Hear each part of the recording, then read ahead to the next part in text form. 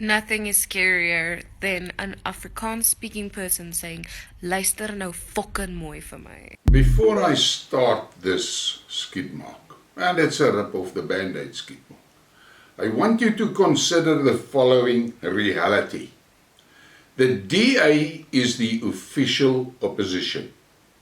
The DA always tells you they are the bright, brainy ones.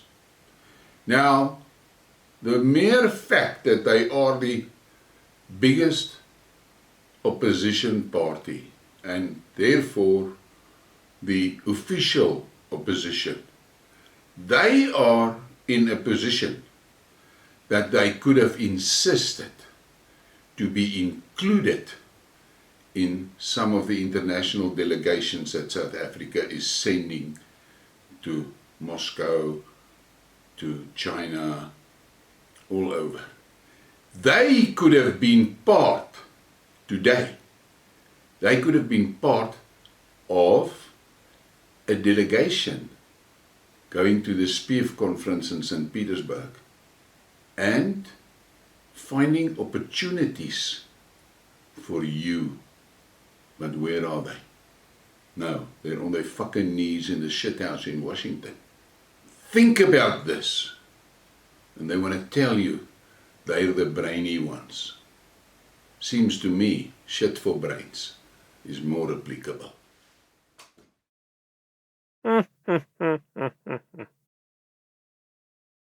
15 June 2023. And this Skidmark, and it's actually one of those rip the Band-Aid off Skidmarks. I want to talk about AGOA more. And first of all, I want to make it very clear. I am not a trained financial analyst, military analyst, political analyst, none of those. I'm also not an educated journalist. I'm just a guy that read a lot and think a lot. And I pay attention to details. And the Skidmark I did yesterday on the DA and AGOA got a lot of remarks and comments and responses and reactions and whatever. The reality is, as a society, we have lost the ability to sit around a fire or around a table or around a bar or wherever and talk about issues and discuss issues and look at the logic of the components of the issues. Now, my stance is clear. The West is the past, the East is the future. G7 is the past, BRICS is the future.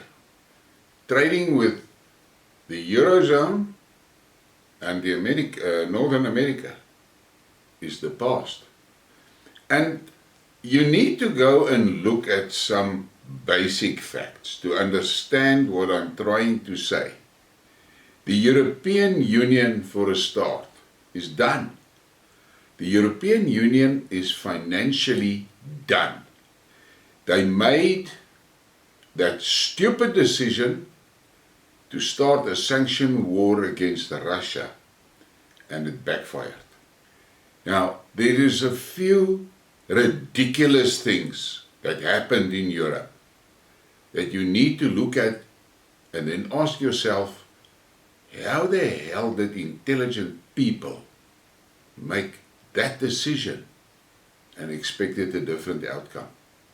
Europe developed and became wealthy primarily on the back of cheap Russian energy.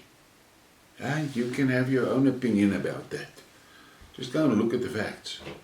They are replacing the Russian gas with gas from America at 7 times the price.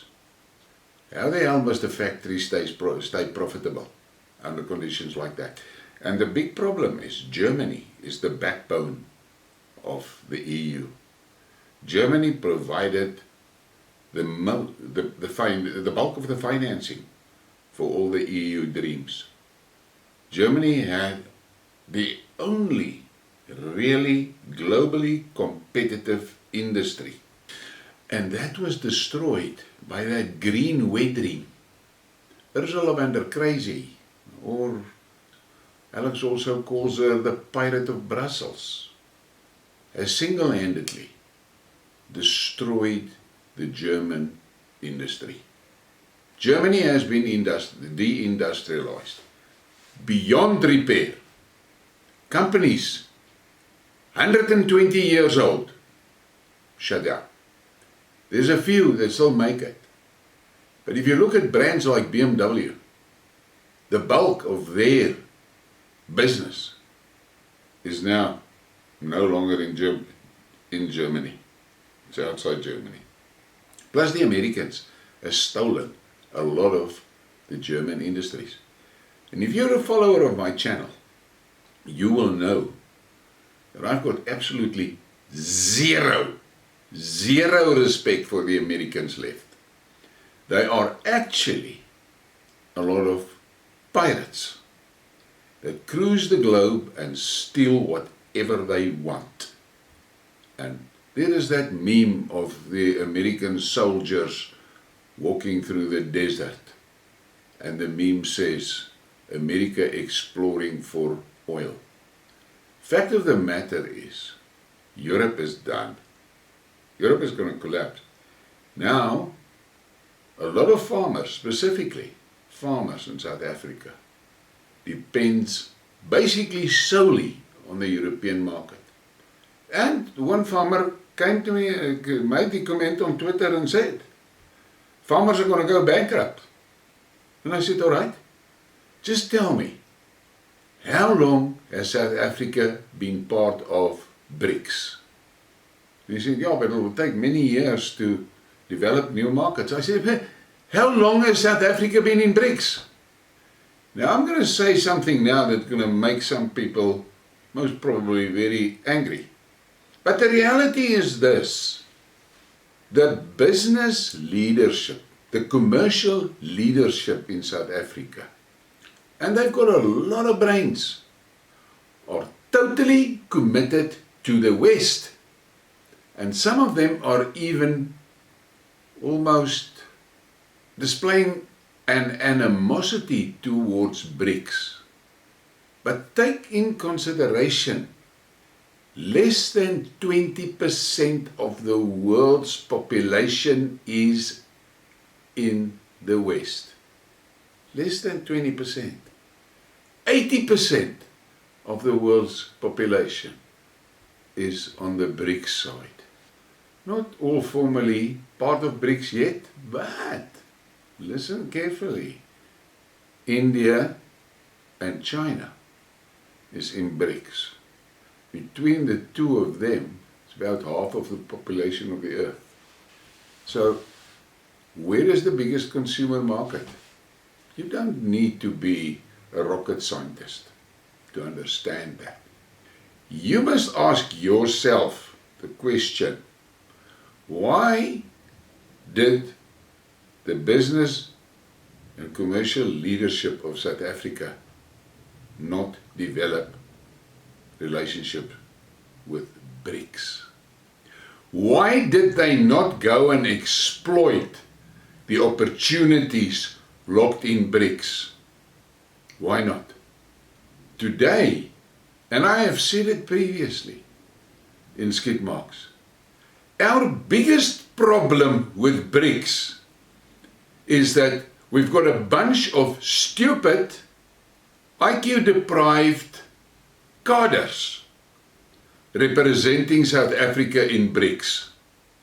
Stupid people, people that have not even started a spaza and made a success of it. They're in there. Look at that minister, yes, like I can't remember his name even, that little Indian guy.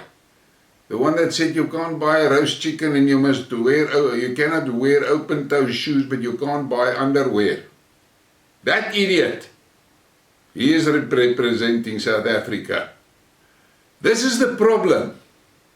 This fucking DA, instead of looking and seeing what the hell is going to happen to the world and focused on exploiting opportunities in BRICS, no. They keep on running with their Vaseline buckets to Washington. What the fuck is that? That is stupidity. No difference between them and that stupid ANC that is representing us in BRICS. They claim that they are very clever, but they're short-sighted. Why is that? Because the cabal, the WEF cabal, owns them. Lock, stock and barrel. To my disappointment, I saw again this morning that passionate letter from solidarity to the Americans. Fuck! What is that? Does these people not have any pride? I'm talking from a point of reference. I grew up in a South Africa that was hammered by Western sanctions. Hammered. What did the Afrikaners do? What? Did they go and cry in Italy in front of the Pope's window? No, did not. Did they beg? No, they did not.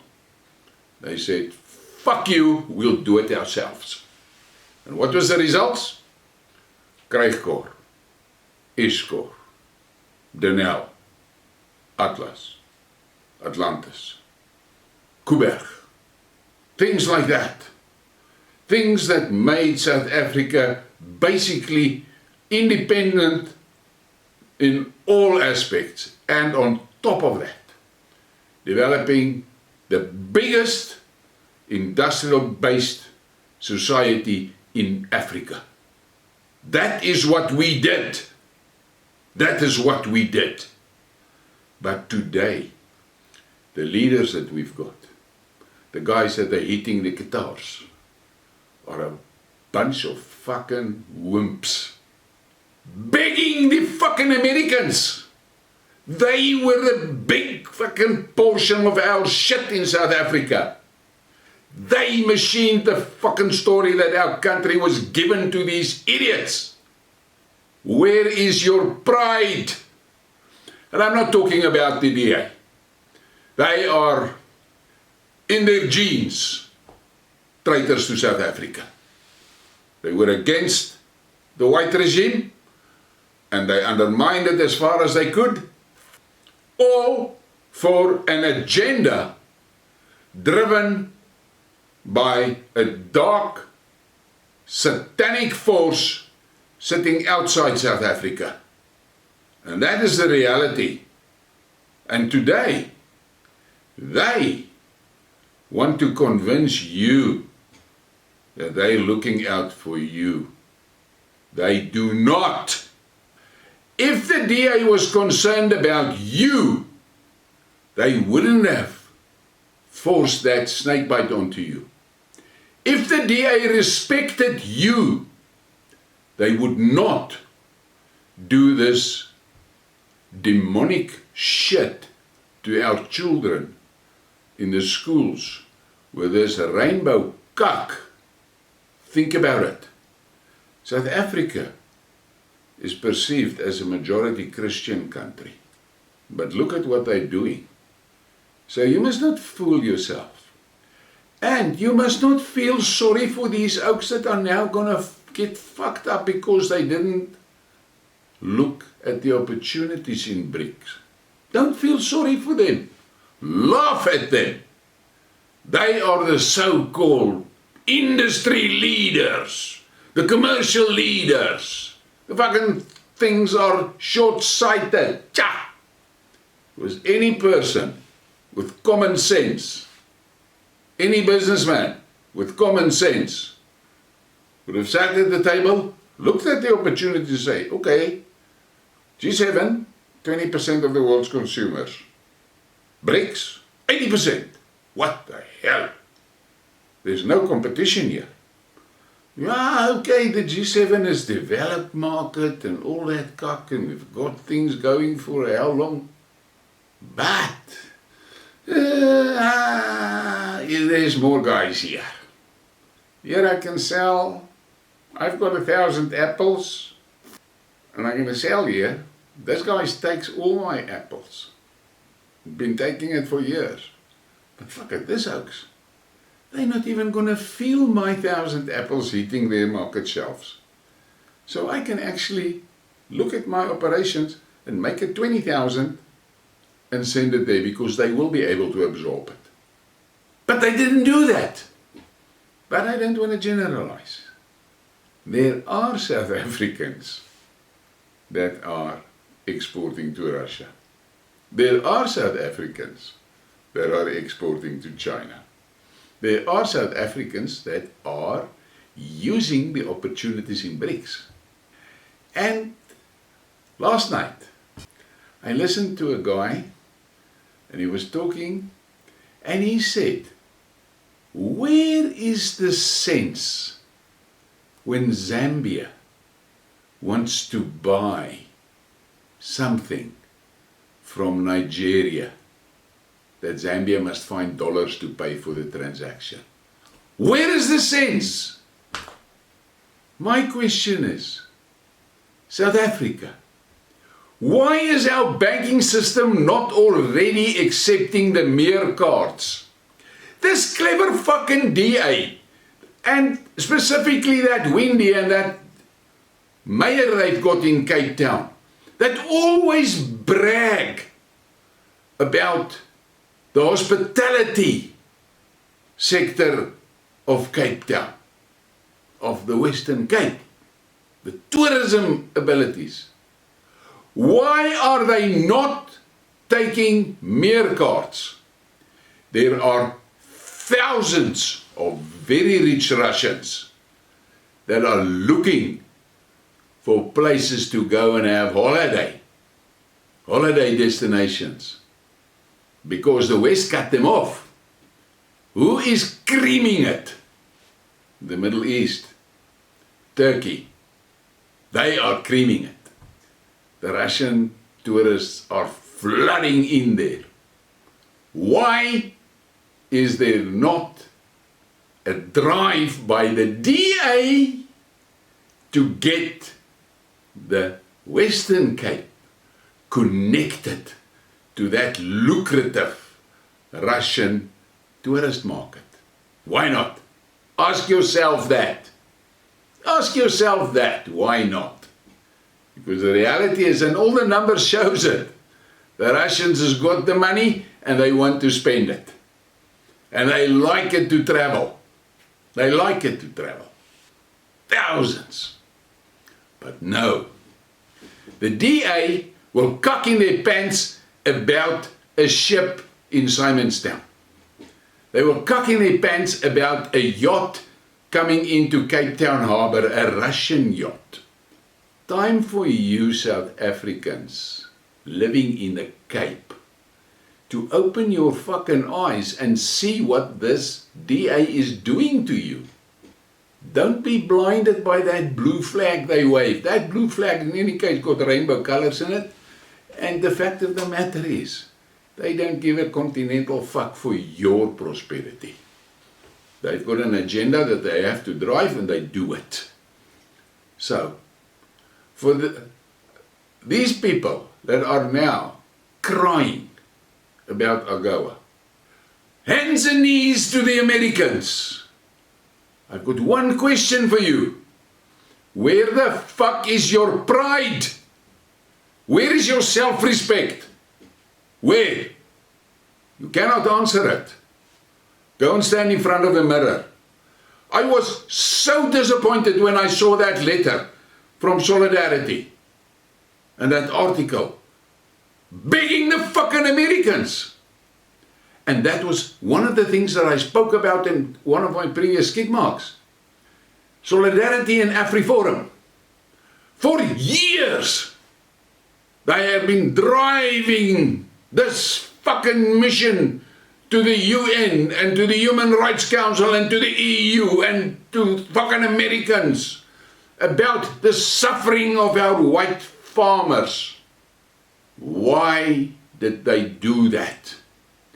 They go and they beg for mercy at the feet of the fuckers that are doing these things, that did it to us. Where in their minds did they expect that the perpetrators will help them? Where? Why haven't they gone to Russia? Why not? And there's been a lot of comments on my channel about the Russian stories and so forth, and the Chinese. And I'm working on a Skidmark about the Chinese. The fact of the matter is, the Russians has proven that they do not tolerate discrimination. They have proven that they respect cultures. Look at South Africa. Do you want to tell me for one moment that Lavrov or Putin does not see that they are dealing with fucking idiots? Do you want to tell me that? But yet, they do not interfere in our government, because that is their policy, not interfering in internal affairs. But we have no guarantees that when Putin and Ramaphosa is there in a room on their own, that Putin don't say things to Ramaphosa. And if you were really concerned about the welfare of minorities in South Africa, you would have been there, on the doorstep of the Russians, making sure that Putin is aware of what we have to suffer here, because he has the opportunity to talk. This mission of Ramaphosa going to Moscow and then to Kiev, I'm sitting here and I'm laughing. That fucker doesn't understand where the hell he's heading to.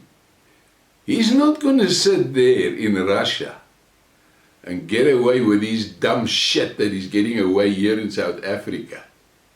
The Russians are not idiots. The same with the Chinese. They know they're dealing with idiots. They know it. But they've got a principle of not interfering in internal affairs.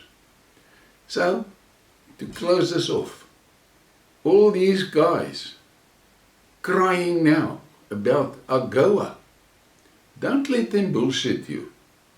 They've got an agenda. You must go and find out what that agenda is. Fact of the matter is, and I'm going to simplify it, G7, less than 20% of the world's population. BRICS, more than 80% of the world's population. There's a strong movement in BRICS that the BRICS members must trade with one another in their own currencies. And it's going to happen.